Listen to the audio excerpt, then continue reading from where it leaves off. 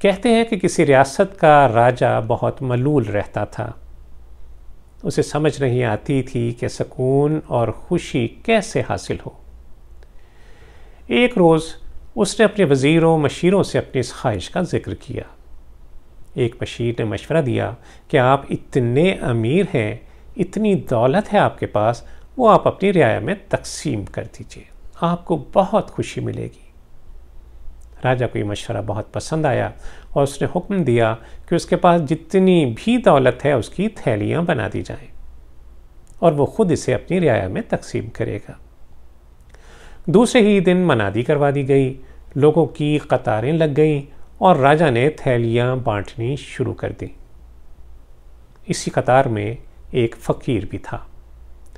3-4 گھنٹوں کے بعد جب بھی اس کا نمبر آتا تو وہ اپنے سے پچھلے والے شخص کو آگے کر دیتا اور خود دوبارہ آخر میں جا کر پھر سے لائن میں لگ جاتا۔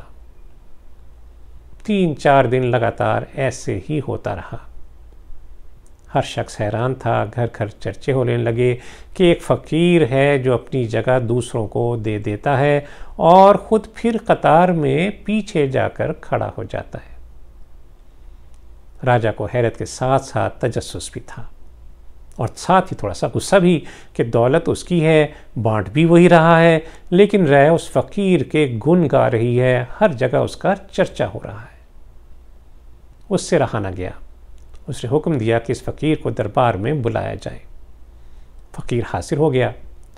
راجہ نے اسے پوچھا کہ یہ ماجرا کیا ہے؟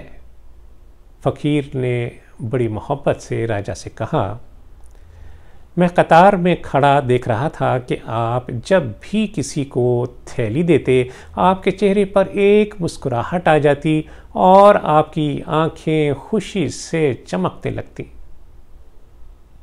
یہ سب مجھے اتنا اچھا لگا کہ جی میں آیا کہ میرے پاس جو ہو میں بھی آپ کی طرح بانٹ دوں، لیکن میرے پاس سوائے اپنی باری کے کسی کو دینے کے لیے اور کچھ بھی نہ تھا، سو میں نے وہ دے دی اور پھر دیتا چلا گیا۔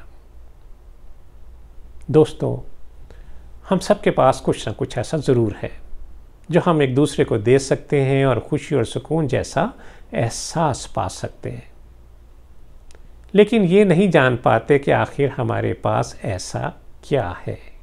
میرا دھیان فوری طور پر سورہ الحشر کی اس آیت کی طرف گیا، وَيُؤْثِرُونَ عَلَىٰ أَنفُسِهِمْ وَلَوْ كَانَ بِهِمْ خَصَاصَةٌ وَمَنْ يُوقَ شُحَّ نَفْسِهِ فَأُولَٰئِكَ هُمُ الْمُفْلِحُونَ۔ اس آیت مبارکہ میں انصار مدینہ کی تعریف کی گئی ہے کہ یہ اپنی ذات پر دوسروں کو ترجیح دیتے ہیں، خواہ خود کتنے ہی محتاج کیوں نہ ہو۔ حقیقت یہ ہے کہ جو لوگ اپنے دل کی تنگی سے بچا لیے گئے وہی فلاح پانے والے ہیں۔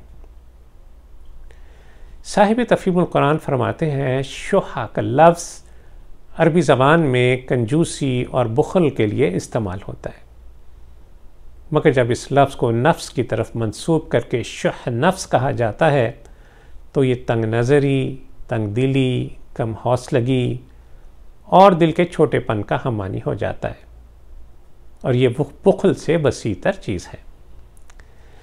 اس بری صفت کی وجہ سے آدمی دوسرے کا حق ماننا اور ادا کرنا تو درکنار، اس کی خوبی کا اعتراف تک کرنے سے جی چراتا ہے۔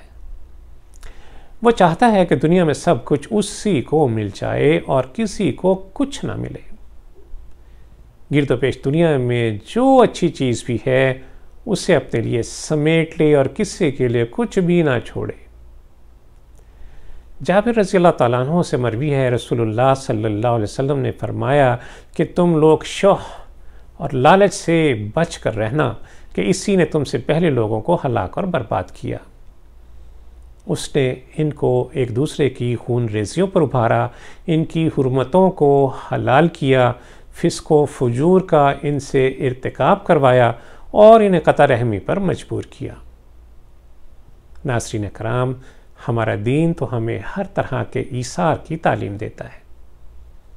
نماز خواہش نفس کا ایثار ہے، زکوٰۃ مال کا ایثار ہے، حج اور عمرہ مالی اور جسمانی ایثار ہے، جہاد جان اور مال کا ایثار ہے۔ اپنے مسلمان بھائی کی طرف مسکرا کر دیکھنا بھی صدقہ ہے۔ رسول اللہ صلی اللہ علیہ وسلم سے سوال کیا گیا، اے اللہ کے رسول صلی اللہ علیہ وسلم، کون سا صدقہ افضل ہے؟ آپ صلی اللہ علیہ وسلم نے فرمایا، کم مال والے کا محنت و مشقت کر کے صدقہ دینا۔